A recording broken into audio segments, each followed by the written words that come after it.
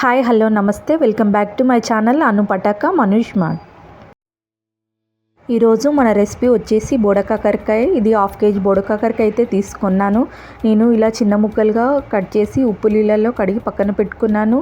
Medium size onions 2, పచ్చిమిర్చి, tomatoes. ముందుగా 4 table spoon oil అయితే మనం వేసుకోవాలి. ఆయిల్ ఎక్కువ ఉంటేనే మనకు కర్రీ అనేది టేస్టీగా ఉంటుంది. ఇందులో ఒక బిర్యానీ ఆకు వేసి ఇందులో మనం ముందుగా కట్ చేసి పెట్టుకున్న ఆనియన్స్ అండ్ పచ్చిమిర్చి, కొంచెం సాల్ట్ వేసి మనం ఇది గోల్డెన్ బ్రౌన్ కలర్ వచ్చేంత వరకు నూనెలో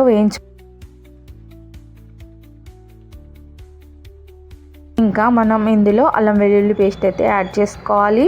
అల్లం వెల్లుల్లి పేస్ట్ యాడ్ చేసుకొని అల్లం వెల్లుల్లి పేస్ట్ నూనెలో వేగేంతసేపు మనం కలుపుకోవాలి. ఇప్పుడు ఇందులో పసుపు యాడ్ చేసుకోవాలి. మనకు 2 స్పూన్స్ పసుపు అయితే పడుతుంది. పసుపు వేసుకొని మరొకసారి మిక్స్ చేసుకొని మనం ముందుగా కడిగి పెట్టుకున్న బోడకాకరకాయలు ఉన్నాయి కదా, అవి ఇందులో వేసుకొని నీట్గా కలిపి నూనెలో ఫ్రై అవ్వనివ్వాలి. ఇది ఒకసారి మిక్స్ చేసుకొని మనకు 10 to 15 మినిట్స్ అయితే నూనెలో వేగనివ్వాలి. ఇప్పుడు గరం మసాలా అయితే యాడ్ చేసుకుందాం. గరం మసాలా యాడ్ చేసుకుంటే మనకు ఇది మటన్ లాగా ఉంటుంది. మనం బోడకాకరకాయల్లో ఖచ్చితంగా గరం మసాలా యాడ్ చేసుకోవాలి. ఇప్పుడు మనము ఒక 10 to 15 మినిట్స్ అయితే నూనెలో ఫ్రై అవ్వనివ్వాలి. నూనెలో ఎక్కువసేపు ఫ్రై అవ్వాలి. ఇవి ఇలా మధ్య మధ్యలో కలుపుతూ మనం నూనెలో ఎక్కువసేపు అయితే ఫ్రై చేసుకోవాలి. ఇందులో మనము మటన్ని మించే పోషకాలు అయితే ఇందులో బోడకాకరకాయల్లో ఉంటాయి. ఇవి మనకు సీజన్గా దొరుకుతాయి కదా, ఖచ్చితంగా తినండి. ఎందుకంటే ఇవి సీజన్లో దొరికేవి ఏవైనా మనకి చాలా మంచిది హెల్తీకి అయితే. ఇందులో మనకి చాలా పోషకాలు ఉంటాయి, అడవిలో పండుతాయి కదా,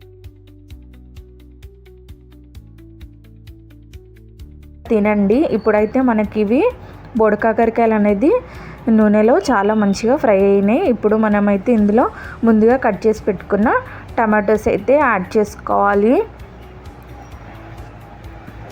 టమాటోస్ యాడ్ చేసుకొని ఒకసారి మిక్స్ చేసుకొని మనము టమాటా మగ్గేంత వరకు ఒక 2 to 3 మినిట్స్ మూత పెట్టి మనకి మంచిగా మగ్గనివ్వాలి.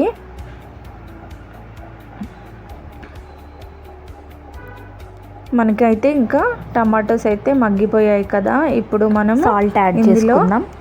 2 స్పూన్స్ సాల్ట్ అయితే పడుతుంది. సాల్ట్ యాడ్ చేసి ఒకసారి మిక్స్ చేసుకొని మనము ఒక 2 to 3 మినిట్స్ మూత పెట్టి మగ్గనివ్వాలి. మనకు టమాటో అయితే సాఫ్ట్గా ఉడికిపోతుంది. ఇప్పుడైతే కారం యాడ్ చేసుకుందాం.